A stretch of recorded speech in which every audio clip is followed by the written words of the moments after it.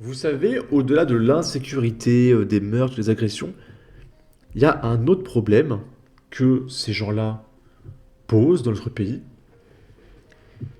c'est qu'ils sont incivilisés, ils font chier tout le monde, que ce soit avec leur musique qu'ils mettent dans les transports en commun, il faut que toute la planète écoute leur musique de merde, que ce soit leur comportement.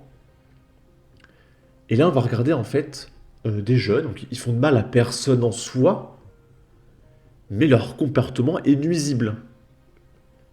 Voilà, il y a des nuisibles dans ce pays, autres que les agressions. Et du coup, là, on est à Paris. Un probable mineur isolé maghrébin filme sa vie parisienne sur TikTok. Entre football dans une station de métro, piétinement de drapeau israélien et prise à partie de passants et des forces de l'ordre. Et du coup, on va le regarder, voilà, jouer au ballon, mais genre sur les rails du métro.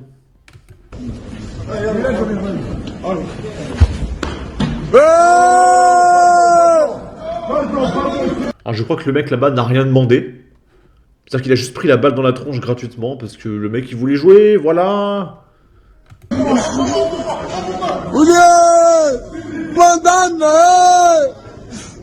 Alors c'est marrant parce que tous les délinquants, vraiment, ils ont des vêtements The North Face ou Adidas. Donc je savais pas que The North Face était la nouvelle marque des racailles. Mais c'est très impressionnant le nombre de vidéos où je vois des mecs avec cette marque.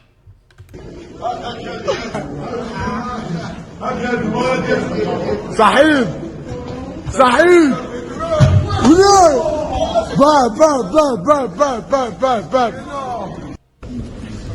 En fait, je viens de capter, il parle pas français en fait. Bah, je sais pas, il dit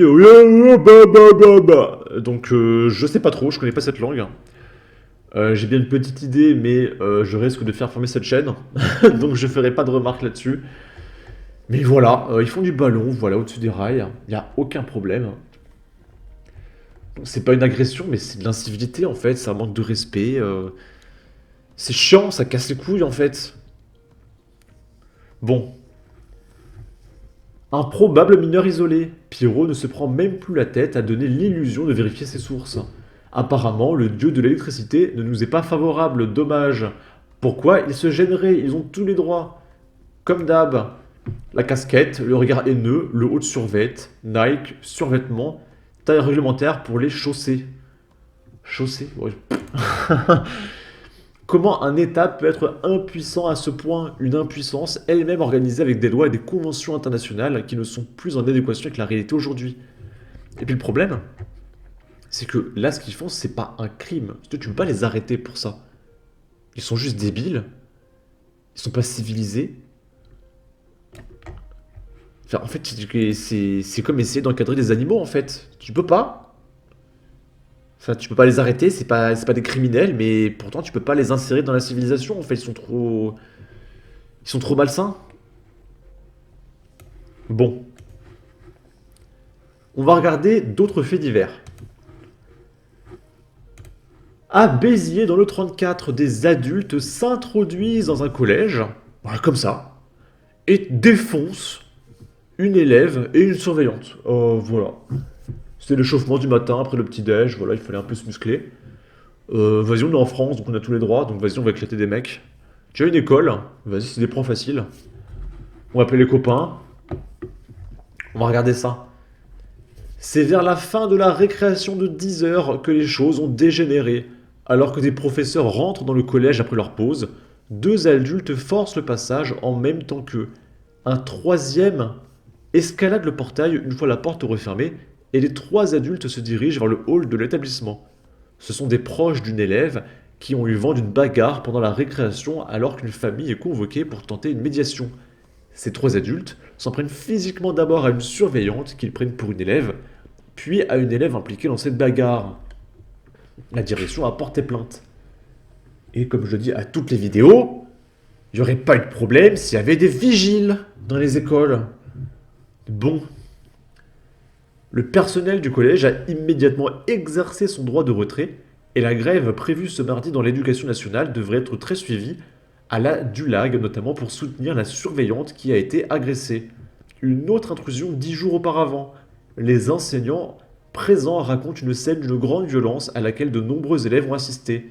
Ils dénoncent un manque de sécurité évident, puisqu'il y a une dizaine de jours, un parent d'élève qui n'était pas content que sa fille soit collée en fin de journée, a aussi escaladé le portail pour s'en prendre à un surveillant.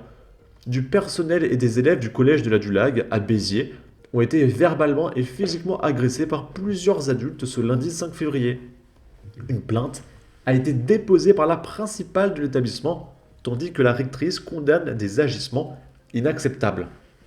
Les faits se sont déroulés ce lundi 5, etc. Ils font que de se répéter, ok. Encore une fois, il y aurait eu un vigile, il aurait tasé les mecs en fait. Il aurait fait des clés de bras, ça serait fini. Bon. Il faut passer un jour ou deux à Béziers pour comprendre que cette ville est l'avenir de la France. Des pentes arabes à 100%, le bled, des quartiers riches du plateau dont une bonne partie des appartements sont vides, des quartiers prolos qui ressemblent à Perpignan et l'Espagne, quelques projets somptuaires pour les touristes. Et là, on a un graphique. Le nombre de coups et blessures volontaires enregistrés en France a augmenté de 350% depuis 1996. Et regardez, là, depuis 2018,